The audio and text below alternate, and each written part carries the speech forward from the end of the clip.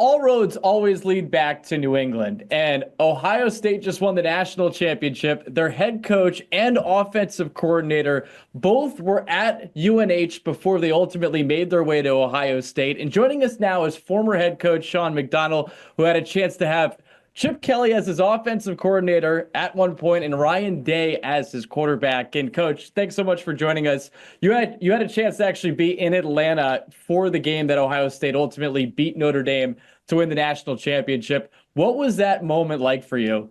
Well, you watched just the first thing, because you couldn't get to see Chip because he was up in the booth, but watch Ryan take, and I don't know if anybody, I'm sure saw it. He threw his headset about 50 yards, and then he went and jumped in Jack Sawyer's arms, and it was just a great moment. And then when we got back to the hotel after, we got the bus and everything, we got to talk to all three of us in different ways. They had guys that they both played with at New Hampshire. They had guys that they both grew up with in Manchester. They had guys that have become friends with them in the Portsmouth Seacoast area. And I took a step back and just watched, the great feeling of like, this is good. This is great for these guys. And boy, if they earned it, and great stories, great camaraderie, all that junk. But seeing a moment that those two guys, hugged and did this stuff, it was pretty cool, to be honest with you, man. It was pretty cool. And it's so cool that both of them were at UNH when you were the head coach at the same time. I want to hit on both of them individually. I'll first start with Chip Kelly because he's always been known as just such a great offensive mind. When did you realize that he had a knack for coaching offense? Coaching at Boston University, and he was a high school football coach. And we had been friends from afar because of our UNH football connection. I had played there, and he had played there. I had been in Manchester. Then Chip gives me a call and says, can I come down to Boston University and talk football with you? And I said, yeah. I said, is that all we're going to do? And he goes, yep. I said, all right, come on down. We set up a time. And, we sat in the office, which I thought was going to be honest with you, like a 2-hour thing, and maybe go grab a couple beers after that and some lunch.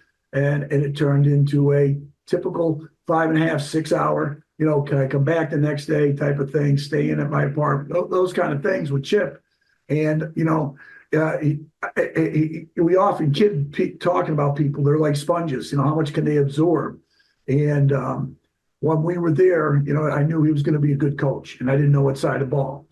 Then we got to Columbia and got him in the door there, and he was a defensive coach.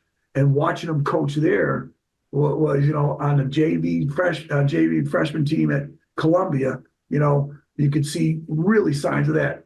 When it started to hit me, when he became an assistant here, when we were with Bill Bowes, our head coach, the guy that coached both of us, and he was in the in the room, when we were game planning, putting ideas on the board, he was one step ahead of the posse in there. Wasn't as smart a coach, but I was there going like, "Ooh, this guy's got it," and got it probably better than me. But you sat there and watched just how he understood things, visualized things, and a lot of what if we did this and what if we did that. That's what I knew. Then when I became the head coach, made him the offensive coordinator. And then it took a lot of weight off my plate because I knew whatever he was going to do, we were going to be in good hands. And when you became the head coach at UNH, your first starting quarterback was Ryan Day. Yeah. And he got your first win when you were the head coach of the Wildcats. What was Ryan Day, the quarterback, like at UNH? First of all, I'd like to tell you, it was, I was a genius in, picking him. He was a redshirt freshman, and we had a fifth-year senior.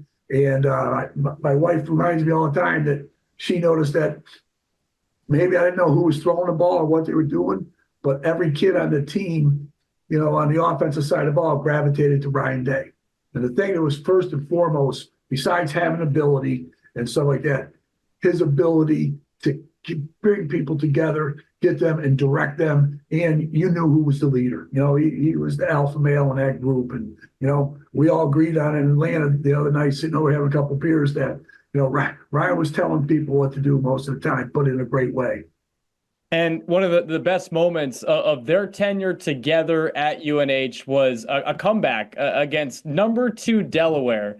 Can you Yeah. talk to us about that day and how you saw the magic of both of those guys? Well, we had a pretty good team. We were just trying to find ourselves, and we hadn't been done anything great. And we went down there and we got behind 31-3, and Delaware was a really good, probably the elite football program in Division One AA in the East. And Chip goes, "We got to cut a loose, coach." He goes, "We're going to throw it every play, maybe here and there, sprinkling a run." I said, "Do what you got to do," And we come back, and we got a fourth and like 19 or fourth and 20 from like the 38, 40-yard line going in. And Chip, goes, like, "What do we got? What do we got?" And he calls his play. I go, "Are you sure?" He goes, "Don't worry." Now, the ironic thing was the guy who caught the underneath pattern when it was a lateral play and stuff like that was injured. And we hadn't practiced it with a lot of other guys. He puts in Ryan's roommate, this kid, Brian Millette from Walpole, Massachusetts. And it's called Charlotte Angle. He runs the angle route, gets it, laterals back, and we let it go down. We score a touchdown, make it 31-10. And then after that, we start rolling. We win the game, and we're after the game. And Tubby Raymond, the head coach, was not happy. We threw the ball 65 times and only had 2 holding penalties. And Ryan was like just on fire. He knew we had this, and just the energy and excitement and the fight. And I mean, the fight, like he scored touchdowns and be fist pumping Chip and stuff. It was a great game. It was a great game, man. How has your relationship with both of them developed and maybe changed over the years as you've watched their careers blossom in their own ways after they ultimately moved on from Durham?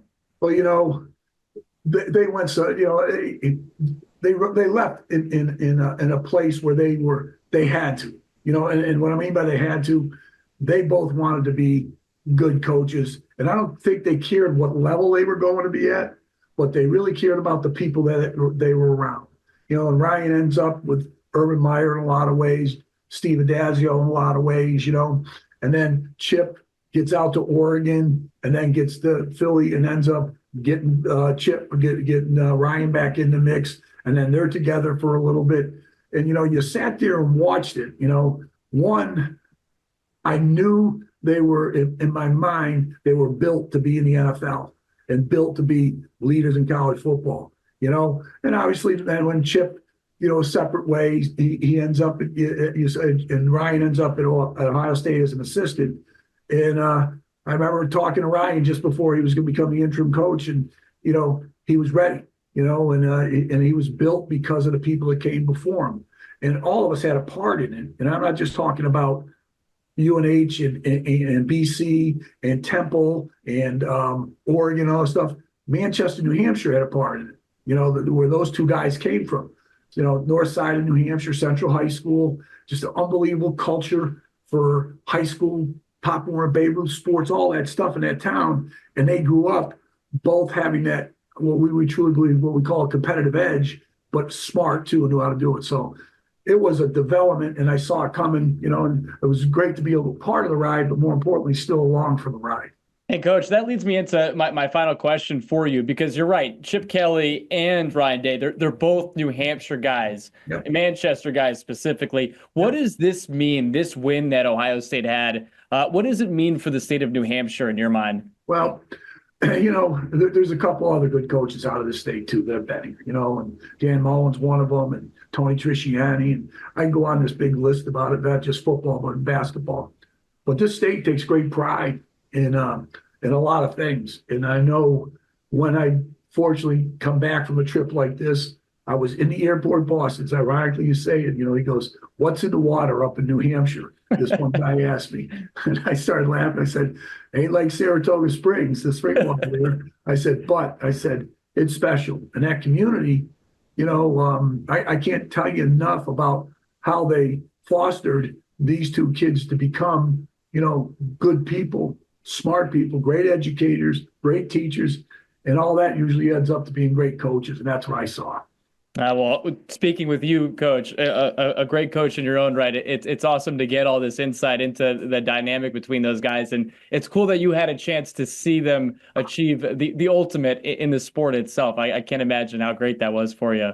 Unbelievable ride, man. Unbelievable. Still going, Yeah, hope those guys keep doing what they're doing. They will. absolutely, Coach. Thanks so much for the time. I really appreciate it. All right. Have a great day, Jim. Thank you.